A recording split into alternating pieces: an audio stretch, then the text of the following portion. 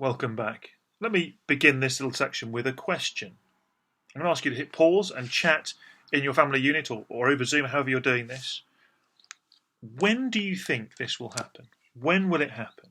Hit pause and we'll come back together again in a moment. Well, perhaps you picked up from our second reading already this morning. Let's turn there to Hebrews chapter 12 just for a moment. We could have gone to any number of places in the New Testament, but I think Hebrews 12 gives us a short and very full summary of what it is that Isaiah sees. As we're going to see, the answer is that it is happening now, and it will fully happen when we gather physically with Jesus. It is happening now, and it will happen fully when we gather physically with Jesus. Hebrews chapter 12, verses 22 to 24.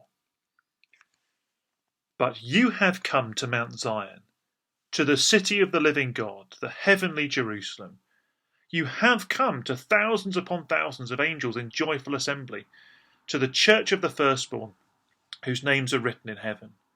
You have come to God, the judge of all, to the spirits of the righteous made perfect, to Jesus, the mediator of a new covenant, and to the sprinkled blood that speaks a better word than the blood of Abel. Our writer here compares the experience of Christians today to the experience of God's people in Mount Sinai. There, God gave the law on a mountain through Moses. It literally went out from a high mountain. But the people didn't listen, and they were judged. But in verse 22, he shifts the focus to us.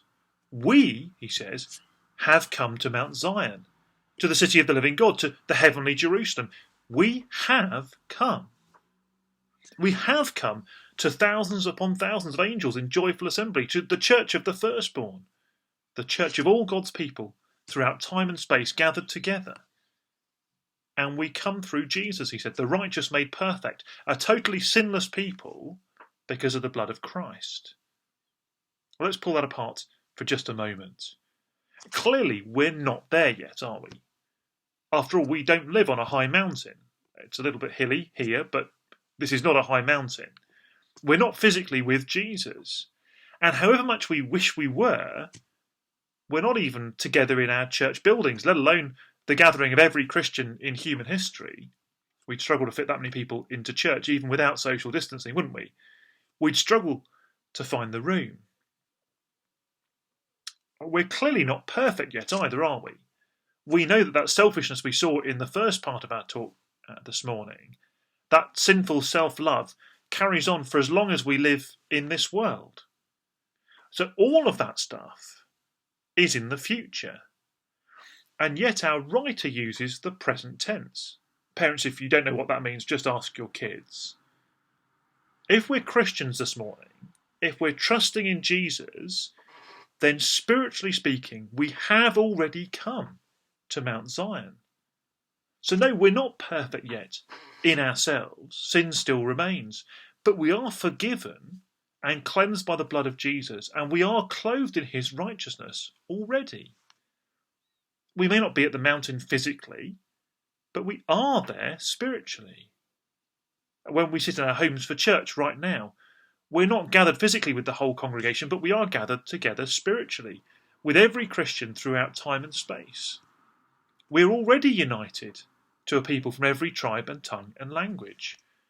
We're with Chinese Christians and Ugandan Christians, with black and white American Christians, with tall and short Christians, with old and young Christians, with every language and subculture in the world.